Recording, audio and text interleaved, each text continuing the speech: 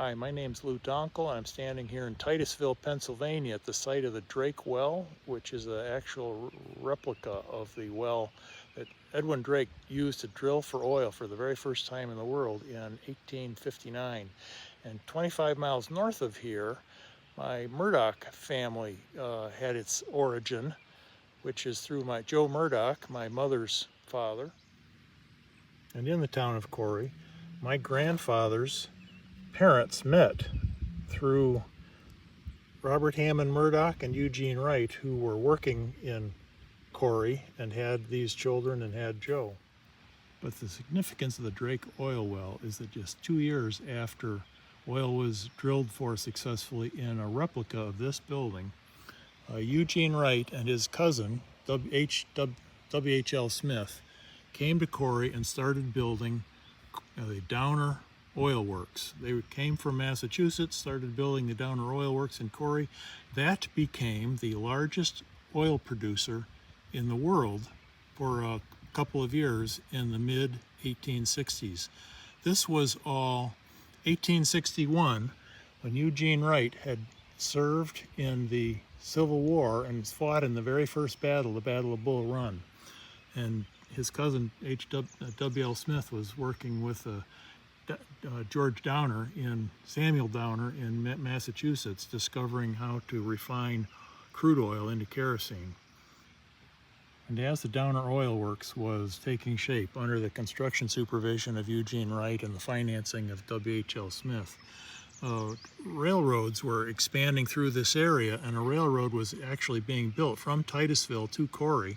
And Robert Hammond Murdoch was a railroad manager and executive in Milton, Pennsylvania, and the Pennsylvania Railroad was expanding westward through Corry. Likewise, they're building a railroad line from Titusville to Corry, and Robert Hammond Murdoch moved to Corry in the mid-60s, just like these guys were making oil, and became the station manager and agent in the town of Corry for the rest of his life. He had offers to leave Corry, but liked Corry so much he never did. So while here, they had the child of Forrest Murdoch, who was my grandfather's father, and Eugene had the child of Helen Wright, who they call Maku, who became my grandfather's mother. He married Eleanor Smith, and down here is Joellen Donkel, and then there was me. So enough of that family history stuff. Back to the oil rush of 1861, which was actually only 12 years after the gold rush of 1849 in California. And in fact, in Titusville, where oil was found, 1859, that was 10 years after the gold rush. So here we are, it's like boom times all over again. Not only is the country excited, the world is excited for what's going on in Titusville and next in Corry. So in 1861, Corry was founded by W.H.L. Smith, Eugene Wright's cousin. And in the spring of that year, 1861, the Civil War started in what up north they called the Rebellion, and Eugene Smith enlisted in the Union Army and fought in the very first battle of the Civil War. This is summer of 1861. Eugene Wright's fighting. He survives the battle and is released from his enlistment, comes back home to Boston. By then, W.H.L. Smith has been assigned to go find a railhead. This is 2 years after oil was discovered, and they're hitting big time oil, and they need refineries to handle the oil. So W.H.L. Smith, working with Samuel Downer in Boston, is assigned to come out here and find a place to run a railroad. Well, guess where they picked? Corry, Pennsylvania. So in 1861, W.H.L. Smith buys the land from the guy named Corry and sets up a town. It's named Corry because Corry owned the land before W.H.L. Smith bought it for the purposes of setting up a railhead. So he did that. He bought the town, building the Downer Oil Factory, and also the town of Corry. And the railroads were building too. Here's two railroad lines coming in from the east. They cross down there, totally different lines. And they come here, and here is the modern depot, or the replacement depot for the original depot that was built to be operated by Robert Hammond Murdoch. Here's a picture of the original depot Robert Hammond Murdoch operated. It compares pretty close. They built a pretty good replacement. Besides the major east-west railroads that were getting going in 1861, next year, in 1862, north-south rail line got completed between Titusville and Corry, which opened up the way for the development and use of the Downer Oil Company, which created the demand for more refining capacity in the form of the Downer Oil Works, which was built right over there in this whole lot where the red and white buildings are now. The Downer Oil Works got built, which is right here. That's where that was, on the other side of the tracks. Here's another picture of the Downer Oil Works, but this time taken from the back, farther to the right. So the other side of the tracks behind that looking, you can see the hill in the background. And this hill goes on that curve. That is the Primo property where Robert Hammond Murdoch built his house. And next we'll take a look at the property where his estate was. Here's a picture of the Robert Hammond Murdoch estate, taken probably when they were in their 40s, like 50 years before it got sold and when he died in 1912. But this was a big house in the middle of a gigantic wooded lot. And here is the gigantic wooded lot. You can see, I don't know if you can get the perspective of a hill going up. I guess it disappears behind the trees and goes down this way. This whole big lot was the property of Robert Hammond Murdoch's house. And just down around the corner on this road is where the train tracks were. And right down there is another street, and from that street you could actually see the train station. So that's where the station master lived, right at the top of the street where he could keep an eye on his train tracks. Here's a picture of the W.H.L. Smith house, or probably I should say mansion, probably nicest house in all of Corry. It's located in this picture between among factory homes, probably nice housing built for supervisors at the Downer Oil Works. Other than that, you know, the Downer Oil Works are one side or the other. We've seen these houses in pictures of the factory, but we couldn't really pin the location down. But as far as the location goes, the one thing we probably can say is it was located on Smith Street, probably located on Smith Street, near the factory.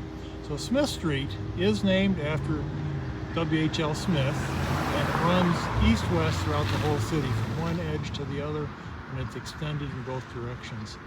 And as you would expect, Wright Street is named after Eugene Wright, one of the founding fathers of the city, and it runs the full length of the city north to south. And Wright Street goes up north and dead ends into Pine Grove Cemetery, which was donated to the city of Corry by Eugene Wright and developed. And that's where our next stop will be, going up to see Pine Grove Cemetery way up. Finally, we are near the end of our story of Eugene Wright in particular, but also W.H.L. Smith. We're at Pine Grove Cemetery, which at the time would have been 1 mile north of town, certainly way out in the woods. But this cemetery was donated and developed by Eugene Wright. What's amazing, I didn't really know till I got here and did a little math, but this cemetery was established in 1865. So you remember, is 1861 when everything started? This is 4 years later, 3 years after the north-south train got here.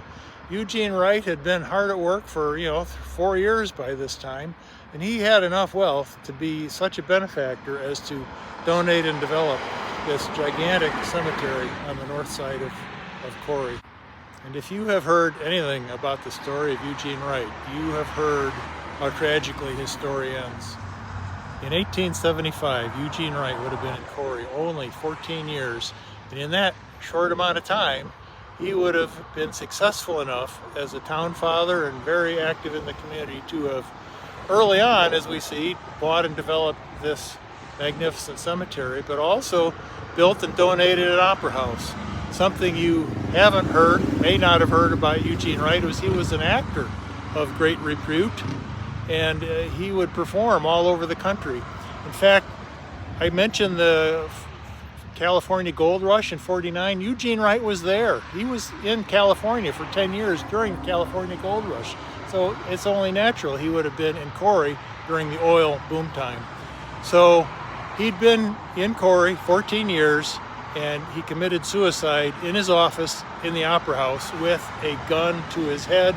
The newspaper article said he was found with a gun at his side and a hole in his head. It was a gruesome article, written obviously in 1865, and there was a suicide note in his pocket, but the article didn't say what it was. But with enough searching, we figured out what we found the suicide note, and it made the story even worse. He was destitute. He and his children were poverty stricken. He says my friends, he says, I deserve none. My children are destitute. May anyone who may or wish, please help them. This is the state this great successful man left his family in so young. In 1875, Eugene Wright would have only been 50 years old, but something just happened to him. Now, I have not said what he did professionally the rest of his life after started building the Downer Oil Works. Well, we family thought originally he was a manager of that plant, but he was not. His job was to build it. So he was obviously very active and successful in the community, and the tributes paid to him in the newspapers at the time were just glowing. He was everybody's favorite neighbor and citizen, so he was a great loss to the community. And one final story about Eugene Wright is the great story that wasn't. If you've heard me or anybody talk about Eugene Wright, there was apparently a rumor going around for a long time that the person responsible for his suicide, given the fact the suicide note wasn't published in the original reporting, the rumor was that J.D. Rockefeller and his monopolistic practices ran Downer Oil out of business, which I found reporting on this by Ida Tardwell. Turns out she's the greatest female investigative journalist in history, is what I read. Ida Tarhill. Look her up, ladies, and have an inspirational role model there. But she dug into the Standard Oil practices. She's the one that, largely, was a big part in uncovering the monopolistic practices and eventual breakup of a Standard Oil Company. So reading writings of Ida Tarhill and the investigations that were going on, the first activity was 3 years after Eugene Wright committed suicide. So I guess that's not to say he couldn't have been doing his monopolistic practices sooner and causing trouble for Standard Dower Oil Company, but Eugene Wright wasn't part of Dower Oil for the previous, more than dozen years. So the connection to Standard Oil appears to have been a great nothing burger. But it's a little amusing nonetheless for all the energy I put into that story and others in the family. So now we will go see the graves of Eugene Murdoch and Robert Hammond Murdoch and some other relatives. Before we go out to Pine Grove Cemetery to look at the family graves and learn about that cemetery in more detail, I want to cover a few corrections and additions. First one is W.H.L. Smith was sent from Boston to locate an oil refinery near a railroad line, not to locate the railroad lines, which is the way I said it in the video. That was wrong. The other thing is Pine Grove Cemetery was donated by the original landowners, the same people W.H.L. Smith dealt with buying the town of Corry, but it was not donated by Eugene Wright. Eugene Wright was the principal projector and advocate for having a newspaper, and he also laid it out, according to my grandfather's audio tapes. Finally, about the Rockefeller rumor about why Eugene Wright committed suicide, and there is a recording made by my grandfather, Joe Murdoch, which we will play in a minute here. that Joe Murdoch explains, what Standard Oil was doing and how that led to Eugene Wright's suicide, although we don't have any written proof per se besides that tape. The other thing is the cousin connection. So Eugene Wright and W.H.L. Smith, these are FamilySearch.org codes. You can look up the family tree. They were both from different siblings of Hezekiah Smith, and they were therefore cousins. And here is Eugene Wright's suicide note, if you're curious. In his own hand, he wrote, "Eugene Wright is no more. The revolver is my own. My friends," he says, "I do not deserve any. I am a drunkard and a defaulter and broken down in health and spirits. My poor wife and children are thoroughly poverty stricken. Help them all who can or may." Quite a tragic ending, signed by Eugene Wright. As far as why he would have done that, the best summary I found is from this newspaper comment in an obituary, and it says, "A few years ago, he was quite wealthy, which is quite well documented. Everyone said he was a partier and a first class guy, but high living and unfortunate speculations reduced him to poverty." So some of those speculations could have had to do with Downer Oil and other businesses, but also I did not find any evidence of written evidence of Rockefeller having an influence on Downer Oil or Eugene Wright, but certainly he must have. Whether it was this time frame or not, can't really say. But I will play Joe Murdoch's video where he actually explains this. That'll be coming up right after I show you a map of the town of Corry. So here is a 3D bird's eye view map of the town of Corry drawn in 1870. That is only 9 years after W.H.L. Smith and Eugene Wright arrived to figure out this is where they wanted Corry to even be and to build an oil works. 9 years. And this is the town of Corry after it was discovered and created by W.H.L. Smith. So this view here is looking south.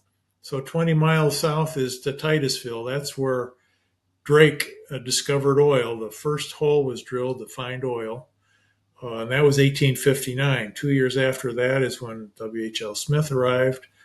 And of course, looking north, this would be Lake Erie up here. So we're over on the western side of Pennsylvania. And the Downer Oil Works were located right down next to the rail lines. These are the rail lines running through town, and these were here before Corry was here. And as they were here in the second year they were here, the Oil Creek Railroad, which if you zoom in, you can actually see that it curls around and goes all the way down to Titusville. And the other thing that's marked here is you can see where Smith Street is and Wright Street is. In the video, we stood right at this corner. And from that corner, you could also, the cemetery is up here off the map. And this park was donated by W.H.L. Smith to the city. And all this pattern of the city was laid out by Eugene Wright, helping W.H.L. Smith create the town of Corry. And if we zoom in a little, which we can do here, this is the Library of Congress copy of this map. It's got just incredible resolution. So here we are. This is Center Street. See Center Street going. So this is the main drag of town these days. And here's the park that was donated by W.H.L. Smith. And here's the Downer Oil Works. And this set of housing over here, and there's a house at the end. This is the photograph I showed of W.H.L. Smith's mansion. This is factory housing. This is all the property of the Downer Oil Works. So that's kind of an overview of the town of Corry in 1870. And here we are in the heart of Pine Grove Cemetery that was donated by Eugene Wright to the city of Corry in 1865 and 10 years before his death in 1864. In 1875. As you can see, it's laid out in these beautiful concentric rings, and right at the top of the key, facing north into the woods, is the Murdoch family. The two on the left are Robert Hammond Murdoch and his wife Annie Kepler Murdoch. And the two on the right are Eugene Wright and his wife Jeanette Wright. And in the middle is Maud Murdoch, who was Robert Hammond's sister, who lived in Corry her whole life. So I think that's it. Over and out from Corry. I hope you enjoyed my long little video. Bye. So to try to tie it all together at the end here, where we are is the grave sites of Joe Murdoch's grandparents, the parents of Forrest and Maku, Joe's parents. And on the top of the picture, top left, is Robert Hammond Murdoch and his wife Annie Kepler, and the bottom of the picture is Eugene Wright and his wife Jeanette Williams. So that's the story from Corry. Oh, how about that? Good. I hope you enjoyed it. Bye. I am talking to you. You're still watching. Thank you. I didn't believe anybody would get this far, but you did, so thank you much. And since you're watching, you might care. You will care about this last bit. It's the credits. This outfit here, the Corry Historical Society Museum, has been fabulous. The ladies in there have done a magnificent job of organizing all of Corry's history. They got great pictures of all the things I've talked about. They taught me all about Eugene Wright, W.H.L. Smith, and Robert Hammond Murdoch. So if you're ever anywhere close to the Corry area, these people would love to see you, and you'll be glad you stopped by. So thank you, Corry Historical Society and Museum. And finally, the recording you may have been waiting for. This is the recording of Eugene Wright's grandson, Joe Murdoch, explaining how J.D. Rockefeller and Standard Oil unfair business practices led to the suicide of his grandfather, Eugene Wright.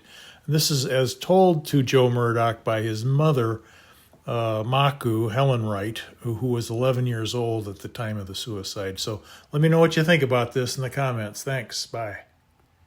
Well, things started to take a turn for the worse when, at this time, John B. Rockefeller was starting to organize Standard Oil, or what later became Standard Oil. And he was going around, he saw the potential for making quick money on oil. And in those days, of course, they didn't have the trust-busting laws or anything like them that they have now. Everything was free enterprise, and I mean free. And he was going around buying up all these small refineries. And he was getting them at his own price, because he would come, look, I'll pay you so much for this. You better take it. If you don't take it, you're going to be frozen out and bankrupt. Well, by golly, he was apparently, Grandfather Wright was not a man to be bossed. So he decided he consulted his principals in Boston. They decided to try to fight it. Well, it didn't last very long.